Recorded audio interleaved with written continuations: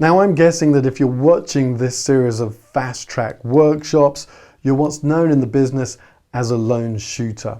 You have access to a camera and you're looking to make some films as quickly and as easily as you can on your own. And if that's the case, it's going to bring you probably to the next most common question that I get asked all the time, which is to direct or not to direct. Now, once you've worked out what film it is you want to make, you're going to have to try and work out the best way, as we've just discussed, of telling that story, of making that film, of structuring that film. And you will need to give some thought about what shots, as we've talked about in a previous session, what shots you're going to need to get, what sequences you're going to need to shoot in order to tell that story. And that's then going to lead you, again, as we've already discussed, that's going to lead you to think about what characters do I want in my film in order to tell these stories. Once you've worked out what your characters are and what sequences you need to shoot, you'll then need to decide, do I just shoot those sequences as they happen, or do I construct those sequences and direct?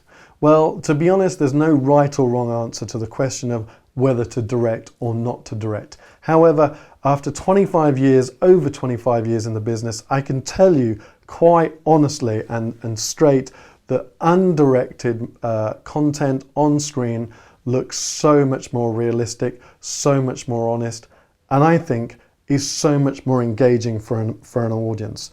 In this day and age, audiences, unless it's feature films where you've employed actors which are costing hundreds of thousands of pounds, if not more, in these days, I think audiences are canny to the idea of directed footage. They can tell that something has been constructed and that it's not real. Even if that's just subconsciously, they can tell somehow that what they're watching on screen is a pastiche. Whereas if you let someone just do their thing and you follow them and you apply that 5-shot rule that we talked about in an earlier session and you grab the key shots you need, that's going to look so much more realistic and honest. Now that's much more difficult to shoot than directed footage, but I think it makes for a better product. However, if you are going to direct action, then there's a few key things to bear in mind. First of all, make it clear to your contributor that you're going to need to get them to repeat the action several times over. Don't keep that from them at the beginning, because they will soon lose patience and start to get a little grumpy with you if you keep asking them to do the same thing over and over again and you haven't pre-warned them of that.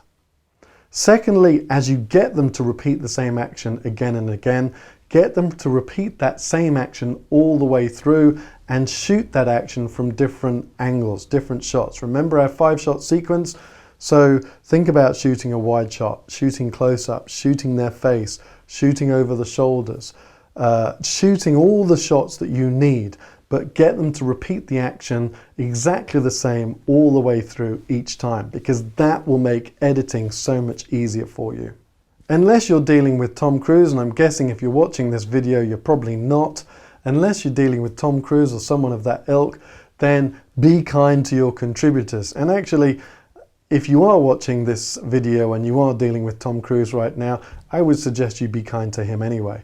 But if you're dealing with people who aren't professional and you're getting them to repeat action and over again, then be kind to them. Be understanding and be nice, because it is difficult enough performing in front of a camera without constantly being told to repeat the action over and over again.